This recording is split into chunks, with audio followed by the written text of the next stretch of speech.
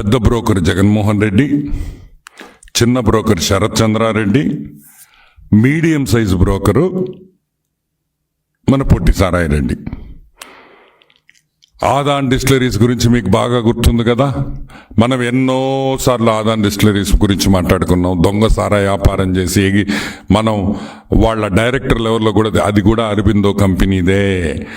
ఆ శరత్ రెడ్డే, ఆ అరబిందో శరత్ రెడ్డే ఈ శరత్ రెడ్డి. వీళ్ళు ఏం చేశారంటే, కాకినాడ డీప్ సీ పోర్ట్ అనే కేవీ రావు గారి డీప్ సీ పోర్ట్ అది ఒక పోర్ట్ కాదు, 2 పోర్ట్లు. మీరందరూ కాకినాడ సీ పోర్ట్ ఒకటే అంటున్నారు. కాకినాడ సీ పోర్ట్ ఒకటి, కళింగ ఇంటర్నేషనల్ పోర్ట్ ఒకటి. దాంట్లో కూడా వీళ్ళకి షేర్స్ ఉన్నాయి. ఈరోజు కాకినాడ సీ పోర్ట్ ఒక్కటే 451 కోటి నుంచి 530 కోట్ల రూపాయలు యావరేజ్ ఎర్నింగ్స్ ఈ సంవత్సరం, లాస్ట్ ఇయర్. అదే కాకుండా ప్రీవియస్గా ఆ కంపెనీ బిఫోర్ ట్యాక్సెస్ 290 కోట్ల నుంచి 330 కోట్ల వరకు సంపాదించింది. అంటే ఆదాయం, బిఫోర్ ట్యాక్సెస్ వచ్చిన ఆదాయం యావరేజ్ చూసుకుంటే 350 crores ఒక సంవత్సరానికి సంపాదించిన పోర్ట్ అది. ఈరోజు మేము అడుగుతున్నాం, అంత బ్రహ్మాండంగా జరుగుతున్న పోర్టు ఎవడైనా షేర్లు అమ్ముకుంటాడా? లాస్లో ఉండే కంపెనీని మనం షేర్లు అడిగితే లాస్లో ఉండే కంపెనీని మనం కొనుక్కోవచ్చు, నష్టాల్లో ఉండే కంపెనీని మనం కొనుక్కోవచ్చు. కానీ బ్రహ్మాండంగా లాభాల్లో ఉండే కంపెనీ ఎవడు కూడా తక్కువ రేటుకి అమ్మడనే విషయం మనం అందరం గుర్తుపెట్టుకోవాలి. నేను ఒకటే చెప్తున్నా, బాగా ఆలోచించండి మీరందరూ. కాకినాడ డీప్ సీ పోర్ట్ని కైవల్సం చేసుకునేదానికి ఎంత మోసం చేశారో కూడా మీకు అందరికీ నేను మనవి చేస్తా ఉన్నా. ఏమయ్యా, కాకినాడ డీప్ సీ పోర్ట్ మీకు కావాలనుకున్న తర్వాత వెంటనే రంగంలోకి శ్రీకాంత్ రెడ్డి దిగుతాడు, శరత్ రెడ్డి దిగుతాడు, కేవీ రావుని బెదిరిస్తారు. గవర్నమెంట్ నుంచి ఎటువంటి కోఆపరేషన్ ఉండదు. అసలు గవర్నమెంట్ పట్టించుకోదు ఆ పోర్ట్ని, ఏమడిగినా లేవంటాయి. ఆ మాయన ఒక కంపెనీని దింపుతారు, ఒక ఆడిటర్ని దింపుతారు, ఇంకొక పెద్ద బ్రోకర్ ఆడిటర్ వాడు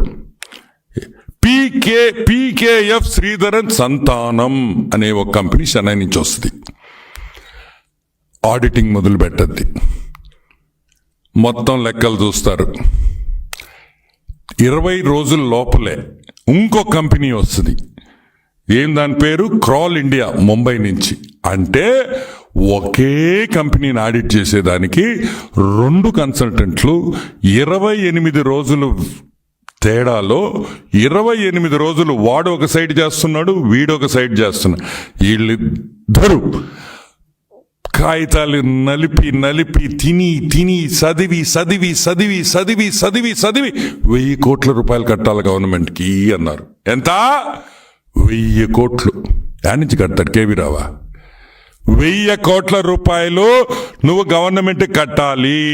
నువ్వు గవర్నమెంట్ కట్టకపోలేని పరిస్థితుల్లో మేము కేసులు పెడతాం, లేదంటే ఆ వాటా మాకిచ్చేసేయి. సరే, అక్కడికి ఆగిందా? లేదు. షిప్పింగ్ ఏజెంట్లు ఎవరు? పోర్ట్లో పనిచేసే షిప్పింగ్ ఏజెంట్లు ఉంటారు. ఏ కంటైనర్ పోవాలన్నా, ఏ కంటైనర్ రావాలన్నా దాన్ని హ్యాండిల్ చేసేది షిప్పింగ్ ఏజెంట్లే. ఆ షిప్పింగ్ ఏజెంట్ల మీద కూడా భయపడ్డారు. వాళ్ళ కాగితాలన్నీ అడిగారు, వాళ్ళ లెక్కలన్నీ అడిగారు. Bothra shipping, Sharath shipping, Belair logistics, వీళ్ళని కూడా బెదిరించారు. వీళ్ళ కాగితాలన్నీ లాక్కున్నారు. అన్నీ ఎందుకు చేశారో తెలుసా? అన్నీ ఏ విధంగా ఆ పోర్టు, ఆ షేరు, కేవీ రావు వాటా 41% అమ్మే వరకు గొంతు మీద కత్తి పెట్టి వీళ్ళు తీసుకున్నారనే విషయం మీకు అందరికీ మనవి చేస్తా ఉన్నా.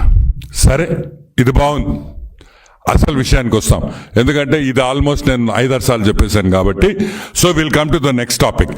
ఈరోజు మీ ఇళ్ళు అమ్మాలంటే, మీ ఇళ్ళో నా ఇళ్ళో ఎవరైనా ఇళ్ళు అమ్మాలనుకుంటే రేటు నువ్వు చెప్తావా, కొనుక్కునేవాడు చెప్తాడా? నీ రేటుకి, నాకు నచ్చిన రేటుకి నా ఇల్లు అమ్ముకునేటప్పుడు నీకు ఇష్టం ఉంటే కొంటావు, ఇష్టం లేకపోతే కొనవు. అంతే కదా. మీ ఇల్లు అమ్ముకుంటే ఎదుటాడు 5 రూపాయలు అంటే ఇచ్చేస్తావా? ₹1,00,00,000 ఇల్లున్నాయి ఇవి కదా. నాకు నా ఇల్లు విలువ ఇంత, ఈ విలువ నాకు ఇస్తేనే నేను నా ఇల్లు నీకు అమ్ముతానని చెప్తాం. ఈరోజు నేను చెప్తున్నాను, కాకినాడ డీప్ సీ పోర్ట్లో 41% అమ్మేదానికి అరబిందో వాడు మనోహర్ చౌదరి అసోసియేట్స్ అని ఒక కంపెనీకి ఇస్తాడు. అంటే వాడు ఏ రేటు చెప్తే అదే. ఈడే వాడికి డబ్బులు ఇస్తాడు, ఈడే వాడిని కన్సల్టెంట్గా పెడతాడు. అరబిందో గాడు, వాడు శరత్ గాడు, వాడే రేటు చెప్తాడు, ఈ రేటుకి అయితే మీరు తీసుకోవచ్చు అని. సరే, ఎంత? 494 కోట్ల రూపాయలకి షేర్లు, ఒక్కొక్క టోటల్ షేర్స్ 41% షేర్స్ వచ్చి 494 crores వీళ్ళు ఫిక్స్ చేశారు.